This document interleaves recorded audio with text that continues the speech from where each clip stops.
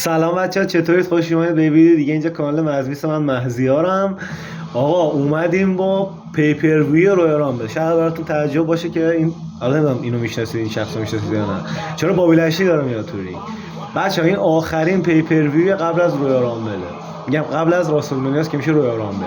اما مسابقه‌ای که برای ایجی استایلز قرار ببینیم مسابقه 4 نفره فیتال فور وی الیمینیشنه. کسی که بتونه آخرین نفر توی رینگ بمونه به حساب نفر دومم درو مکینتایره. برای کمربند هم هست این مسابقه و ایجی استایلز ببینیم میتونه کمربندش رو نگه داره و با کمربند داره به راسلمانیا یا نه. برنده رویال رامبل یا برنده الیمینیشن چمبر هم تو راسلمانیا که دیگه میخوره به ایجی استایلز. یه مسابقه 4 نفره داریم که ببینیم نفر رقیب بعدی ایجی استایلز کیه. نفر سومی که میاد تو رینگ تا اینکه دو تا سوپر استار فوق العاده بله ست فریکینگ رالینز. نفر سوم 4 تا سوپر استار فوق العاده تو یک رینگ برای کمربند سنگین بست. آیا ببینیم ایجی استایلز میتونه کمربندش رو نگه داره یا نه؟ بله همونطور که میبینید ست رالینز رو. و اما بالاخره تمسانگ ایجی استایلز هیلو داریم. تو پارت قبلی نشد تمسانگشو داشته باشیم متاسفانه به خاطر اشتباه من. و اینجا داریم همونطور که میبینید ایجی استایلز هیل. بله دیگه تشویق نمیشه با کمربند سنگین وزن. The phenomenal forearm AJ Styles. The phenomenal one forearm که بله اینجا میبینید کلاهش هم در نمیاره دیگه هیله دیگه. ورژن هیلش کلاهش انگار در نمیاره. AJ Styles بیشتر هم سفیدتر شده دیگه، بعبع‌تر شده و پیرتر. برو بریم سراغ مسابقه. همین لحظه شروع میشه مسابقه شروع میشه. ایجی استایلز در همین ابتدا داشت حرکت اسپرینگ بوردی بزنه که ناموفق. ایجی استایلز و درو مکینتایر با هم دیگه درگیرن. ست رولینز با بابی لشلی با هم دیگه. حالا ایجی استایلز در همین ابتدا مومنتوم در اختیار گرفته. ضربه دیگه. حالا ست رولینز میاد سراغش که فرار میکنه اجرای ست رولینز. حالا میاد سراغ بابی لشلی. ایجی استایلز حالا بابی لشلی کلوزلاین سنگین به ایجی استایلز. حالا ایجی استایلز چقدر سرعتی پیش میرن دراپ که نمیذاره بزنه ایجی استایلز. بابی لشلی نمیذاره ایجی استایلز بزنه. ست رولینز و درو مکینتایر هم که با هم دیگه درگیرن. ایجی استایلز ضربات ماش به بابی لشلی. ایجی استایلز یه چاپ سنگین. حالا ایجی استایلز حالا مثلا ست رولینز یعنی تو صورت ایجی استایلز در همین ابتدا از ست رولینز یه ضربات زدن تو صورت ایجی استایلز. ایجی استایلز یعنی که تو 1000 بار روی جیوسو زد صورتشو پر خون کرد توی مسابقهشون توی سروایور سریز این کوارت قبل. یه سوپلکس وحشتناک از بابی لشلی به درو مکینتایر. ایجی استایلز میندازه گوشه رینگ ست رولینزو. یه ضربه پای ست رولینز از ایجی استایلز. ایجی رولینز این سمت درگیرن. مکینتایر و بابی لشلی هم اون سمت. حالا درو مکینتایر میاد سراغ ایجی استایلز. دارش بیش میکنه درو مکینتایر و بازم ایجی استایلز اجازه نمیده اصلا ضربه ای بهش بزنن. ایجی استایلز عالی داره میدرخشه. حالا دیگه میفته رو زمین از خستگی.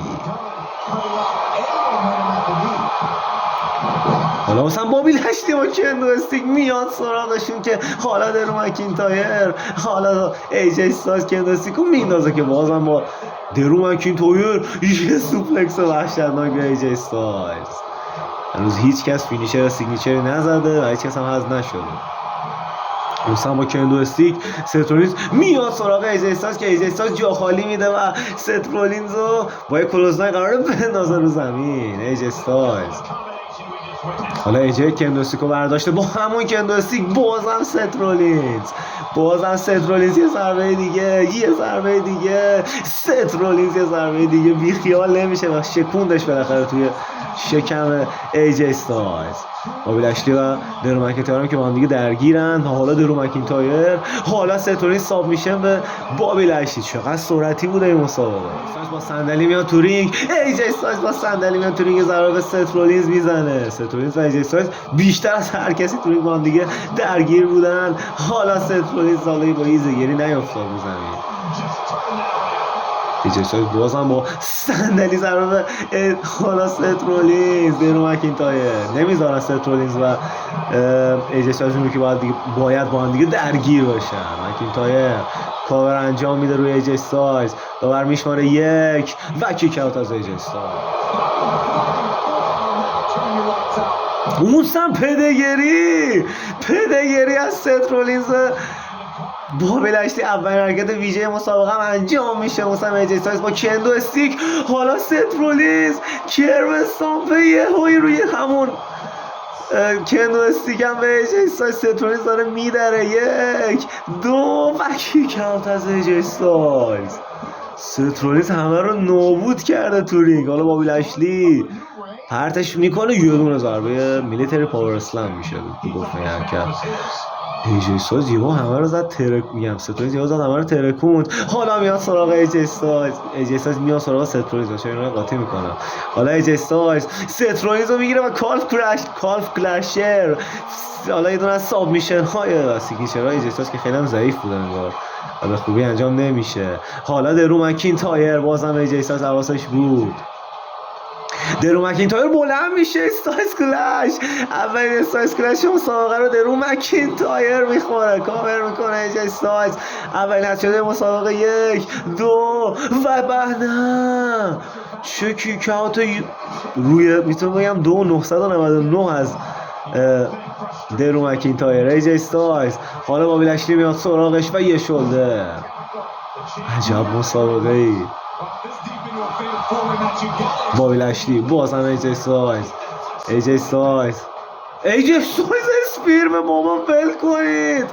اسپیر به ایجی استایلز 1 2 باز هم کیک اوت از ایجی استایلز. با دومین فینیشر هم نمیتونه ایجی استایلز رو تسلیم کنه. ایجی استایلز هیل باید به نظر من از رینگ فرار کنه، نه باید بیشتر تو دسترس باشه، چون همینجوری دارن بهش ضربه میزنن. حالا ایجی استایلز کلش دوم این بار بابی لاشلی که اجازه نمیده. بابی لاشلی خودش یه جوری نجات میده از استایلز کلش. بابی لاشلی داره میدره تو رینگ، همه رو انداخته رو زمین. ست رولینز که فرار میکنه. حالا میریم سراغ درو مکینتایر. با کندو استیک مثلا بابی لاشلی یه ضربه دیگه به ایجی میزنه، ایجی کلا از رینگ میره بیرون. ایجی رو ترکوندن. حالا هم بیشترین ضرر رو ایجی استایلز خورده. دیگه درگیرن. مثلا فیوچر شاک دیدیتی فینیشر از درو مکینتایر. ببینیم بابی لاشلی بالاخره تسلیم میشه یا نه. بابی لاشلی بالاخره تسلیم میشه یا نه. بله بابی لاشلی هم تسلیم میشه. و حالا ایجی استایلز، حالا ست رولینز آرشوب میکنه ایجی استایلز و ست رولینز دراپ کیک به ایجی استایلز. ایجی استایلز یه موسالت حالا از ست رولینز که اجازه نمیده. ایجی استایلز کارف کلاشر بازم زد سیگنیچرشو به ایجی استایلز. بابا اصلا ست رولینز چقدر ضعیفه این سیگنیچر. ایجی استایلز انداخته رو زمین. ست رولینز، مکینتایر و رولینز با هم دیگه درگیرن. اولین حذف شده مسابقه بابی لاشلی بود توسط درو مکینتایر. ببینیم ست رولینز چی میشه. بالاش مکینتایر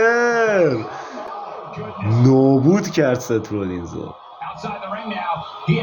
حالا میاد سراغ ایجی استایلز، درو مکینتایر. حالا میاد سراغ ایجی استایلز، داره جفتشونو میتره کنه. سوپلکس وحشتناک جفتشونو نابود کرده. درو مکینتایر آرش با انجام میده. حالا ایجی استایلز اجازه نمیده و ست رولینز هم میاد سراغش. و حالا ایجی استایلز بازم درو مکینتایر چیکار دارن میکنن. یه سوپلکس از ست رولینز.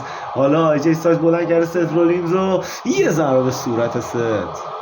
درو مکینتایر بازم آیرش وی، باز هم اجازه نمیده. ایجی استایلز برگشته تو رینگ. ایجی ست رولینز هم میاد تو رینگ و حالا جفتشون اومدن حرکتی بزنن که ناموفق بودن. حالا یه آرم درک. حالا ایجی استایلز ایزگیری جواب نمیده. ست رولینز آیرش ویپ. ست رولینز برمیگردونه و احتمالا ایزگیری تو سینه دولاموسان درو مکینتایر. چه مسابقه. کاور میکنه ایجی استایلز، کاور میکنه ست رولینز و باید بدانم تسلیم شه. 1 2 و بله کیک اوت از رولینز. ست رولینز ایجی استایلز یه ضربه مشت دیگه. ایجی استایلز میره بیرون رینگ.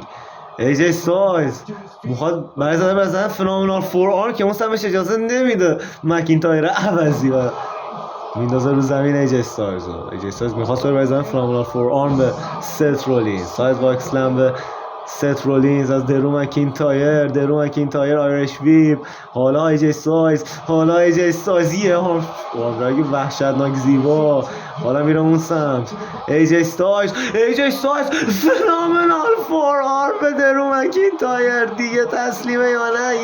1 2 مکینتایر بازم کیک اوت میکنه. ایجی سایز باورش نمیشه، با یه ساب میشه اون سمت ست رولینز، ایجی سایز یه نکریکر، حالا ست رولینز با کندو استیک داره جفتشونو میزنن، درو مکینتایر رو داره میزنن، سامپ درو مکینتایر داغون و حالا درو مکینتایر که اجازه نمیده. حالا ست رولینز کرمستان به درو مکینتایر کاور میکنه، با مکینتایر تسلیم شد دیگه. 1 2 مکینتایر تسلیم میشه. حالا با صندلی اومده سر بزنه که ایجی سایز اجازه نمیده بهش ست رولینز. حالا بازم آیرش ویپ، بازم ایجی سایز یه سوپلکس خیلی خوشگل به ست رولینز، ایجی سایز به ست رولینز و اینا میذاره با صندلی. ست رولینز رو بلند میکنه، میخواست لو بزنه، ست رولینز اجازه نمیده به هر ترتیبی که بود. یه ضربه مشت دیگه از ست رولینز. عجب مسابقه. بازم از جاش بلند میشه و از رینگ میندازه بیرون ست رولینزو. ایجی سایز واقعا تو مسابقه با این فینیشر چیزی که خورد خوب دوام آورده. حالا ایجی سایز میپره رو کمر ست رولینز بیرون رینگ، بلندش میکنه رولینزو، برش میگردونه تو رینگ. حالا ایجی سایز در برابر ست رولینز بلندش کرده ست رولینز و ایجی سایز. حالا لو بلو از ایجی سایز به ست رولینز. این حرکت ممنوع است توی WWE و نباید انجام بشه، ولی خب ایجی سایز انجامش داد و حالا میره فکر کنم زده همون فینیشر خوشگله که به جیوسو هم زد و کاور میکنه. سوپر فینیشر ایجی سایز. 1 2 ست رولینز کیک اوت. چجوری سریع هم از جاش بلند میشه؟ چه اتفاقی داره میفته توی مسابقه؟ فرصت مش به پشت اسم این حرکت داشت. چی داره میشه توی مسابقه؟ واقعا هم نمیشه. ست رولینز سوپر فینیشر ایجی سایز هم کیک اوت کرده و ایجی دیگه نمیدونم میخواد چه حرکتی بزنه به این ست رولینز از جاش بلند شده. حالا واسه صندلی آخرین امید ایجی سایز، بازم منتظر از جاش بلند شه ست رولینز، بازم با صندلی تو صورت ست رولینز، صورتش هم پر خون میکنه که بازم صندلی برداشته. ایجی سایز رولینز رفته اون ور رینگ با صندلی و حالا چه حرکت قشنگی میزنه، حالا میاره بیرون رینگ ایجی سایزو. عجب انیمیشن خفنی بود. حالا بلند میکنه ایجی ست رولینز چه حرکتی میخواد انجام بده، آیرش ویپ و نه ایجی سایز نمیذاره این اتفاق بیفته. اگر آیرش ویپ انجام شد شاید مسابقه تموم بود. آرم درک وای حالا میره انجام داره کرم استامپ ایجی سایز انجام میده، کرم استامپ و ست رولینز، ولی بیخیال ایجی نمیشه، داره میزو خالی میکنه ست رولینز. این مسابقه به شدت تو دنیا خفن دیگه چه اتفاقاتی که نیفتاده. حالا بالاخره وای ایجی سایز نمیذاره، ایجی سایز کاملا به مسابقه ست رولینز خیلی اشتباه بزرگی کرد، اومد میزو خالی کرد، میتونست اونجا کار کردن ایجی سایز کارو تموم بکنه. ایجی سایز میدونید خیلی روی میز خورد شده، ولی اینجا ایجی سایز یه حرکت فوق‌العاده به این ست رولینز که به هیچ وجه تسلیم نمیشه. سوپر فینیشر ایجی سایز هم حتی کیک اوت کرد.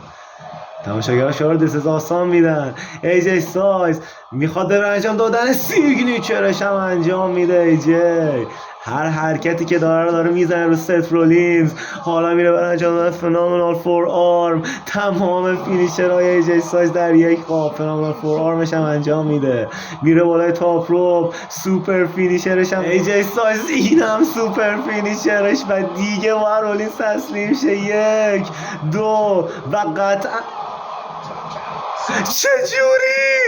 چجوری تسلیم نمیشه این ست رولینز بیشرف.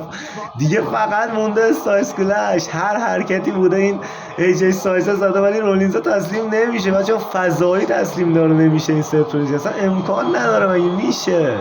ایجی سایز هم که دیگه داره با هر وسیله‌ای که میتونه این ست رولینز رو میزنه اونطور که میبینید.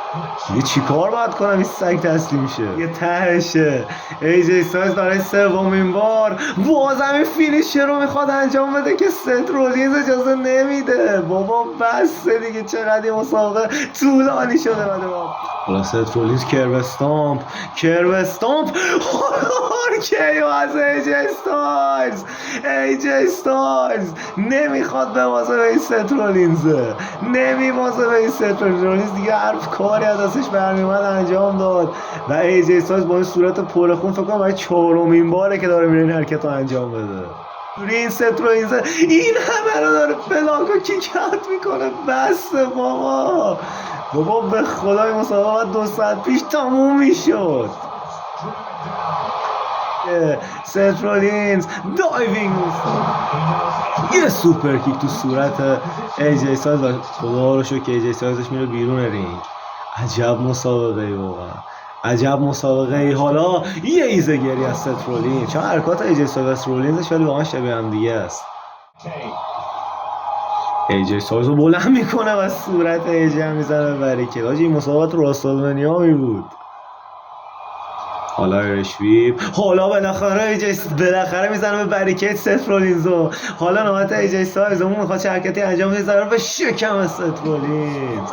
ترکون شکم ست رولینز. در این تلاش های ایجی استایلز برای بردن سیگنیچرش هم انجام میده بین ست رولینز و دهن سرویس.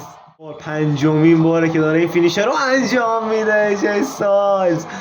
دیگه استایلز کلش انجام نمیده ورژن هیلش و فینیشرش تبدیل شده به این حرکت و تمام اسپیرال تاپ اگه اشتباه کنم اسم حرکتشه که دیگه سوپر فینیشر ایجی استایلز و دیگه اون حرکت استایلز کلش انجام نمیده و بالاخره توی مسابقه فوق العاده ایجی استایلز کمربندش رو حفظ میکنه در پیپر ویو رویال رامبل. امیدوارم تا اینجا این کریر خیلی لذت برده باشید و یه پارت دیگه میمونه. قرار بود بچه‌ها 3 پارت باشه کریر ایجی استایلز، تبدیل شد به 4 پارت و ما یه مسابقه دیگه هم داریم برای راسلمنیای ایجی استایلز. مسابقه انقدر خفن و طولانی شد که دلم نمیاد یه پارتش کنم و پارت بعدی راسلمنیای ایجی استایلز رو داریم. امیدوارم از این ویدیو لذت برده باشید و فعلا خدا نگهدارتون. چرا انقدر واسم حفظ ظاهر میکنی؟